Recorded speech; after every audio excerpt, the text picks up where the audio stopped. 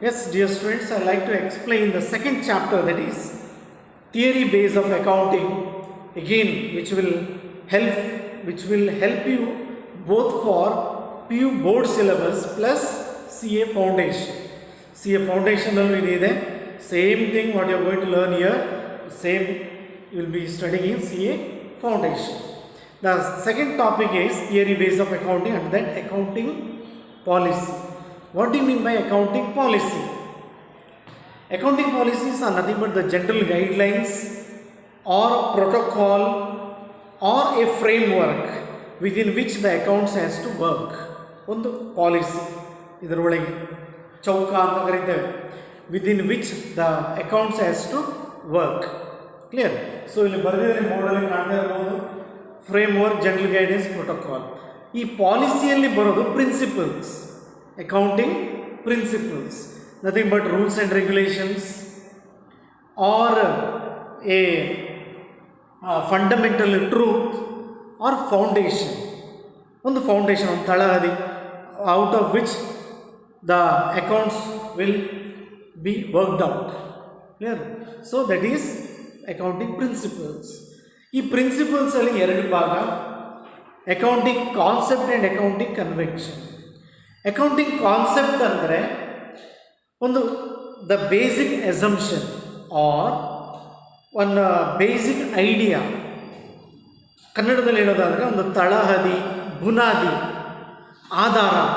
ಯಾವ ಆಧಾರದ ಮೇಲೆ ನೀವು ಅಕೌಂಟ್ಸನ್ನು ಮಾಡ್ತೀರಾ, on what assumption you will do the accounts, on what basis you will do the accounts, ಯಾವ ಒಂದು ಎಸಂಪ್ಷನ್ ಮೇಲೆ ಅಕೌಂಟ್ಸನ್ನು ಮಾಡ್ತೀರಾ. ಎಸಂಪ್ಷನ್ ಅಂದರೆ ಏನು? Taking something for granted without any proof. ಇವತ್ತು ಸಂಜೆ ಮಳೆ ಬರ್ತದೆ, ನಾಟ್ ಶ್ಯೂರ್, ಬಟ್ ಎಸಂಪ್ಷನ್, ನಿಮ್ಮ ಎಸಂಪ್ಷನ್, ನಿಮ್ಮ ಕಲ್ಪನೆ ಬರಬಹುದು. ಸೊ ಈ ರೀತಿ. ಸೊ ಅಕೌಂಟಿಂಗ್ ಕಾನ್ಸೆಪ್ಟ್ ಅದು. ಅದರ ಇನ್ನೊಂದು ಭಾಗ ಅಕೌಂಟಿಂಗ್ ಕನ್ವೆನ್ಷನ್. ಕನ್ವೆನ್ಷನ್ ಅಂದರೆ ಟ್ರೆಡಿಷನ್ಸ್, ಕಸ್ಟಮ್, ಯೂಸೇಜ್, ಪ್ರಾಕ್ಟೀಸ್. ಅಂದರೆ ನಮ್ಮ ಅಜ್ಜ ಅಜ್ಜಿ ಒಂದು ಅಕೌಂಟೆಂಟ್ ಬಗ್ಗೆ ಮಾತಾಡ್ತಿರೋದು. ಸೊ ಈಗ ನಮ್ಮ ಅಜ್ಜ ಅಜ್ಜಿ ಅಕೌಂಟೆಂಟ್ ಆಗಿದ್ದರೆ, ಅವರ ಮುತ್ತಜ್ಜ ಇವರೆಲ್ಲ ಅಕೌಂಟೆಂಟ್ ಆಗಿದ್ದರೆ, ಅವರು ಏನು ಫಾಲೋ ಮಾಡ್ಕೊಂಡು ಬಂದರು ಅದನ್ನು ನಾವು ಕೂಡ ಫಾಲೋ ಮಾಡ್ಕೊಂಡು ಹೋಗಬೇಕಾಗ್ತದೆ. ಸೊ ದಟ್ ಈಸ್ ಕನ್ವೆನ್ಷನ್, ಪರಂಪರೆ, ಸಂಪ್ರದಾಯ. ತುಳಸಿ ಪೂಜೆ ನಿಮ್ಮ ಅಜ್ಜ ಮುತ್ತಜ್ಜ ಮಾಡ್ತಾಯಿದ್ರು, ಸೊ ಅದಕ್ಕೆ ನಾವು ಕೂಡ ಕಂಟಿನ್ಯೂ ಮಾಡ್ಕೊಂಡು ಹೋಗ್ತಾ ಇದ್ದೇವೆ. ಸೊ ಹಾಗೆ ತುಂಬ ಇದೆ. ದಸರಾ ಫೆಸ್ಟಿವಲ್, ದೀಪಾವಳಿ ಮತ್ತು ಬಕ್ರೀದ್, ಇದೆಲ್ಲ ಯಾಕೆ ಮಾಡ್ತಾರೆ? ಮೊದಲು ಮಾಡ್ತಾಯಿದ್ರು, ಈಗ ಸ್ವಲ್ಪ ಫಿಲ್ಟ್ರ್ ಮಾಡಿ ಮಾಡಿ ಮಾಡಿ ಸ್ವಲ್ಪ ಬಜೆಟು ಕಡಿಮೆ, ಫಿಲ್ಟ್ರ್ ಮಾಡಿಕೊಂಡು ತುಂಬ ದಿವಸ ಇದ್ದ ಕಾರ್ಯಕ್ರಮವನ್ನು ಕಡಿಮೆ ಮಾಡಿಕೊಂಡು ವಿಲ್ ಡೂ ದ್ಯಾಟ್. ಸೊ ನಾನು ಎಕ್ಸಾಂಪಲ್ ಕೊಡ್ತಾ ಇರೋದು, ಇದು ದೀಪಾವಳಿ, ದಸರಾ ಇಲ್ಲಿ ಅಕೌಂಟ್ಸಲ್ಲಿ ಬರೋದಿಲ್ಲ. ಇಲ್ಲಿ ಬರೋದೇನೆಂದರೆ, ಮೊದಲು ಏನು ಅಕೌಂಟ್ಸನ್ನು ಫಾಲೋ ಮಾಡ್ತಾಯಿದ್ರು, ಎಸೆಟ್ ಏನು ಬರೀತಾಯಿದ್ರು, ಲಯಬಿಲಿಟಿ ಏನು ಬರೀತಾಯಿದ್ರು, the same thing we have to do, we have to continue. ನಾವು ಕಂಟಿನ್ಯೂ ಮಾಡಬೇಕು. Hope you are getting my point. ನಾವು ಕಂಟಿನ್ಯೂ ಮಾಡ್ಕೊಂಡು ಹೋಗಬೇಕು. ಕ್ಲಿಯರ್? ನೆಕ್ಸ್ಟ್, ಈ ಅಕೌಂಟಿಂಗ್ ಕಾನ್ಸೆಪ್ಟಲ್ಲಿ ಒಂದು ಕೋಡ್ ಇದೆ, MSC God Rama. MSC God Rama, MSC God Rama ಒಂದು ಕೋಡ್ ಮಾಡಿಕೊಟ್ಟಿದ್ದೇನೆ ನಿಮಗೆಲ್ಲ ನೆನಪಿಟ್ಟುಕೊಳ್ಳಲಿಕ್ಕೆ, to remember. Is it clear? ಒಂದು ಕೋಡ್ ಮಾಡಿಕೊಟ್ಟಿದ್ದೇನೆ, MSC God Rama. So M ಅಂದರೆ ಮನಿ ಮೆಷರ್ಮೆಂಟ್ ಕಾನ್ಸೆಪ್ಟ್. ಅದರ ಪ್ರಕಾರ every transaction should be in terms of money. If you buy one pen, the rate of pen. If you buy sugar, rate of sugar. If you buy oil, rate of oil. If you buy petrol, rate of petrol. So everything should be measured in terms of money. ಅದು ಒಂದು. ಇದು quantity ಇಲ್ಲ, kg ಇಲ್ಲ, litre ಇಲ್ಲ, everything should be in terms of money. Second one is separate entity concept. ಈಗ ನಾನು business ಮಾಡಿದ್ರೆ ನಾನೇ ಬೇರೆ, ನನ್ನ ಬಿಸ್ನೆಸ್ಸೇ ಬೇರೆ. ಇನ್ಫೋಸಿಸೇ ಬೇರೆ, ಅದರ ಓನರ್ಗಳೇ ಬೇರೆ. ವಿಪ್ರೋನೇ ಬೇರೆ, ಅದರ ಓನರ್ಗಳೇ ಬೇರೆ. ಅಕೌಂಟ್ಸನ್ನು ಮಿಕ್ಸ್ ಮಾಡಬಾರ್ದು. ಪರ್ಸನಲ್ ಅಕೌಂಟ್ಸೇ ಬೇರೆ, ಬಿಸ್ನೆಸ್ ಅಕೌಂಟ್ಸೇ ಬೇರೆ. Separate entity concept. ನಾನೇ ಬೇರೆ, ನನ್ನ ಬಿಸ್ನೆಸ್ಸೇ ಬೇರೆ, ನಾನೇ ಬೇರೆ, ನನ್ನ ಸ್ಟೈಲೇ ಬೇರೆ. That is as per law, ಕಾನೂನಿನ ಪ್ರಕಾರ, as per law. Next cost concept. ನೀವು 10 ವರ್ಷದ ಹಿಂದೆ ಒಂದು ಕಾರ್ ತಗೊಂಡಿದ್ದೀರಿ ಅಥವಾ ಫರ್ನಿಚರ್ ತಗೊಂಡಿದ್ದೀರಿ, ಇವತ್ತಿಗೂ ಕೂಡ ಅದೇ ರೇಟನ್ನು ಹೇಳಬೇಕು ನೀವು, ಈಗಿನ ರೇಟ್ ಹೇಳೋದಲ್ಲ. ಸೊ ನೀವು ಆವಾಗ ಕಾರಿಗೆ ಎಷ್ಟು ಕೊಟ್ರಿ, ಫರ್ನಿಚರಿಗೆ ಎಷ್ಟು ಕೊಟ್ರಿ, ಅದೇ ಅಮೌಂಟನ್ನು ಈಗಲೂ ಬಳಸಬೇಕು ಬಿಸ್ನೆಸ್ಸಲ್ಲಿ. Clear? In business, so the same amount you have to show it in the balance sheet, asset side. ಇದು ಅಪ್ಲೈ ಆಗೋದು ಫಿಕ್ಸೆಡ್ ಅಸೆಟ್ಸ್ಗೆ ಮಾತ್ರ. ಫಿಕ್ಸೆಡ್ ಅಂದರೆ ಲಾಂಗ್ ಟೈಮ್ ಬರೋದು ಯಾವುದಲ್ಲ, furniture, machinery, building, land, good will, ಇದೆಲ್ಲ ಲಾಂಗ್ ಟೈಮ್ ಬರೋದು. So tangible assets ಏನಿದೆ ಅದಕ್ಕೂ ನೀವು ಅದೇ ಕಾಸ್ಟನ್ನು ಹೇಳಬೇಕು. That is cost concept. First one ಯಾವುದು? Money measurement. ಸೆಕೆಂಡ್ ಒನ್ ಯಾವುದು? Separate entity. ಥರ್ಡ್ ಒನ್ ಯಾವುದು? Cost concept, MSC. God, G, going concern. ನೀವು ಒಂದು ಅಕೌಂಟ್ಸನ್ನು ಮಾಡುವಾಗ ನೆನಪಿಟ್ಕೊಳ್ಳಿ, ಈ ಕಂಪನಿ ಅಷ್ಟು ಬೇಗ ಕ್ಲೋಸ್ ಆಗೋದಿಲ್ಲ. That company will never come to an end. It is long run. 1 ವರ್ಷ ಅಲ್ಲ, 2 ವರ್ಷ ಅಲ್ಲ, 100 ವರ್ಷ ಬದುಕ್ತದೆ. ಸೊ ಅದನ್ನು ಮೈಂಡಲ್ಲಿ ಇಟ್ಕೊಂಡು ಅಕೌಂಟ್ಸ್ ಮಾಡಬೇಕು, ಅದನ್ನು ಮೈಂಡಲ್ಲಿ ಇಟ್ಕೊಂಡು ಅಕೌಂಟ್ಸ್ ಮಾಡಬೇಕು. So that is going concern. Men may come, men May go, I exist for ever. Men may come, men may go, I exist for ever. Clear? So SVG Vishwaprajna. Men may come, students may come, students may go, SVG will be there forever. ಏನಾಗೋದಿಲ್ಲ. Clear? So this is the concept, going concern concept. ಅದಕ್ಕೆ fixed assets, long term ಲಯಬಿಲಿಟಿಯನ್ನು separate ಮಾಡಬೇಕು. Fixed ಅಸೆಟ್ಸೇ ಬೇರೆ, long term ಲಯಬಿಲಿಟಿನೇ ಬೇರೆ ಮಾಡಬೇಕು. Next objective evidence. ನೀವು ಯಾವುದೇ ಎಂಟ್ರಿಯನ್ನು ಎಂಟ್ರ್ ಮಾಡಿ ಸಾಕ್ಷಿ ಬೇಕು. ನೀವು ಯಾವುದನ್ನೇ ಎಂಟ್ರಿ ಮಾಡಿ ಸಾಕ್ಷಿ ಬೇಕು. What is the proof? ನೀವು ಪೇಮೆಂಟ್ ಮಾಡಿದ್ದೀರಾ, ಸಂಬಳ, ಪ್ರೂಫ್ ಏನು? ಅವ್ರು ಸೈನ್ ತಗೊಳ್ಳಿ. ಕಮಿಷನ್ ಕೊಟ್ಟಿದ್ದೀರಾ, ಪ್ರೂಫ್ ಏನು? ಲ್ಯಾಂಡ್ ತಗೊಂಡಿದ್ದೀರಾ, ಪ್ರೂಫ್ ಏನು? ಮಿಷಿನರಿ ತಗೊಂಡಿದ್ದೀರಾ, ಪ್ರೂಫ್ ಏನು? ಪ್ರತಿ ಒಂದಕ್ಕೂ ಸಾಕ್ಷಿ ಬೇಕೇ ಬೇಕು. You need the proof. That is objective evidence. Next dual aspect. ಡ್ಯುವೆಲಲ್ಲಿ ಪ್ರತಿ ಒಂದು ಟ್ರಾನ್ಸಾಕ್ಷನಿಗೂ ಇಬ್ಬರು ಬೇಕೇ ಬೇಕು. For every transaction there should be minimum 2. ಇಬ್ಬರು ಬೇಕೇ ಬೇಕು. Is it clear?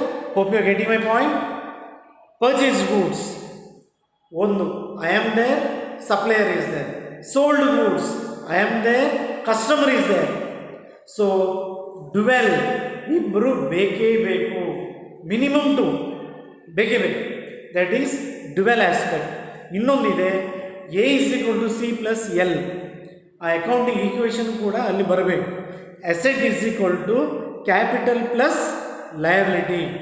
ಅಸೆಟ್ = ನಮ್ಮ ಆಸ್ತಿ ಏನಿದೆ ಅದು ಸಾಲ ಮತ್ತು ಹೊರಗಿನವರ ಸಾಲ ಪ್ಲಸ್ ಬಂಡವಾಳ, ಅದರಿಂದ ಬಂದಿರಬೇಕು. ಯಾವುದು ದರೋಡೆ ಅಲ್ಲ, ಫ್ರಾಡ್ ಅಲ್ಲ, ಎಲ್ಲವೂ ಪಾರದರ್ಶಕವಾಗಿ, ಎವ್ರಿಥಿಂಗ್ ಈಸ್ ಕ್ಲಿಯರ್, ಯಾವುದು ಸುಳ್ಳಿಲ್ಲ, ಫಾಲ್ಸ್ ಇನ್ಫಾರ್ಮೇಷನ್ ಇಲ್ಲ. Hope you are getting. So MSC God, Rama, R. Realisation ಕಾನ್ಸೆಪ್ಟಲ್ಲಿ ಇನ್ನೊಂದು R. ರಿಯಲೈಸೇಷನ್ ಕಾನ್ಸೆಪ್ಟಲ್ಲಿ ಸಪೋಸ್ ಈಗ ಒಂದು ಆರ್ಡರ್ ಬಂದಿದೆ, ಆರ್ಡರ್ ಬಂದಿದ್ದನ್ನು ಸೇಲ್ ಅಥವಾ ಪರ್ಚೇಸ್ ಅಂತ ಟ್ರೀಟ್ ಮಾಡಬಾರ್ದು. ಆರ್ಡರ್ ಬಂದಿದೆ, ಆರ್ಡರ್ ಬಂದರೆ ಪರ್ಚೇಸ್ ಅಲ್ಲ, ಆರ್ಡರ್ ಬಂದರೆ ಸೇಲ್ ಅಲ್ಲ. Mere order should not be treated as sales. Sales ಆಗೋದು ಯಾವಾಗ? ಆ್ಯಕ್ಚುಲಿ ನಿಮಗೆ ಕಾರ್ ಸಿಕ್ಕಿದಾಗ. ಫಾರ್ ಎಕ್ಸಾಂಪಲ್, ನೀವು ಒಂದು ಕಾರನ್ನ ಬುಕ್ ಮಾಡಿ ಬಂದಿದ್ದೀರಾ, ಬುಕ್ ಮಾಡಿದ ತಕ್ಷಣ ನೀವೆಲ್ಲರಿಗೂ ಸ್ವೀಟ್ಸ್ ಕೊಡ್ತೀರಾ? No, because you are not got the car. ನೀವು ಸ್ವೀಟ್ಸ್ ಕೊಡೋದು ಯಾವಾಗ? ಕಾರ್ ಬಂದ ಮೇಲೆ. ಬೈಕ್ ಬುಕ್ ಮಾಡ್ತೀರಾ, ಬುಲೆಟ್, ನಿಮ್ಮ favourite bike boys. So book ಮಾಡಿದ ತಕ್ಷಣ ಸ್ವೀಟ್ಸ್ ಕೊಡ್ತೀರಾ? ಇಲ್ಲ, ಬೈಕ್ ಬರಬೇಕು, ಅದರಲ್ಲಿ ಕೂತ್ಕೋಬೇಕು, ಒಂದು ಕೂಲಿಂಗ್ ಗ್ಲಾಸಲ್ಲಿ ಹಾಕೋಬೇಕು, ಆಮೇಲೆ ನಿಮ್ಮ ಫ್ರೆಂಡ್ಸಿಗೆ ಹೋಗಿ ಸ್ವೀಟ್ಸ್ ಕೊಡೋದು. ನೋಡಿ ನನ್ನ ಬೈಕ್ ಅಂತ. ಹಾಗೆ ಜ್ಯುವೆಲರಿ, ಲೇಡೀಸ್ ಜ್ಯುವೆಲರಿ ಹೋಗಿ ನೀವು ಆರ್ಡರ್ ಮಾಡಿ ಬರ್ತೀರಾ. ಆರ್ಡರ್ ಮಾಡಿದ ತಕ್ಷಣ ನೀವು ಎಲ್ರಿಗೂ ಇನ್ಫಾರ್ಮ್ ಮಾಡಲಿಕ್ಕೆ ಆಗ್ತದಾ? ನೋ. ಸೊ ಅದು ನಿಮಗೆ ಡೆಲಿವರಿ ಆಗಬೇಕು, ಹಾಕ್ಕೋಬೇಕು, then you have to attend a function, then you can do the show off ಅಂತ ಹೇಳ್ತೀವಲ್ಲ, ತೋರಿಸ್ಬೋದು ನಮಗೆ ಬಂದಿದೆ, ನನ್ನ ಹತ್ರ ಇದೆ. ಸೊ ಇದು, so that should be treated as sales. Mere delivery ನೋಡ್ಕೊಳ್ಳಿ, ಅದಲ್ಲ, mere order should not be treated as sales. Delivery should be treated as sales. Next accrual concept. Accrual ಪ್ರಕಾರ ಎರಡು ಟೈಪ್ ಅಕೌಂಟ್ಸ್ ಇದೆ. ಒಂದು accrual basis, cash basis. Accrual ಬೇಸಿಸಲ್ಲಿ receivable should be treated as received. ಈಗ ನನಗೆ ಯಾರಿಂದ ದುಡ್ಡು ಬರಲಿಕ್ಕಿದೆ, Ravi, so ಬಂದಾಗೆ ತೋರಿಸ್ಬೇಕು. ಈಗ ನನಗೆ ಆಕಾಶಿಗೆ ಪೇಮೆಂಟ್ ಬಾಕಿ ಇದೆ, ಪೇ ಆದಾಗೆ ತೋರಿಸ್ಬೇಕು. ಯಾರಿಗೂ ಸಂಬಳ ಕೊಡಲಿಲ್ಲ, ಕೊಟ್ಟಾಗೆ ತೋರಿಸ್ಬೇಕು. So that is the concept, accrual concept. So receivable should be treated as received, payable should be treated as paid. ಸಂಬಳ ಕೊಡಲಿಲ್ಲ, ಕೊಟ್ಟಾಗೆ ತೋರಿಸ್ಬೇಕು. ಬಾಡಿಗೆ ಕೊಡಲಿಲ್ಲ, ಕೊಟ್ಟಾಗೆ ತೋರಿಸ್ಬೇಕು. ಕಮಿಷನ್ ಬರಲಿಲ್ಲ, ಬಂದಾಗೆ ತೋರಿಸ್ಬೇಕು. So that is accrual concept.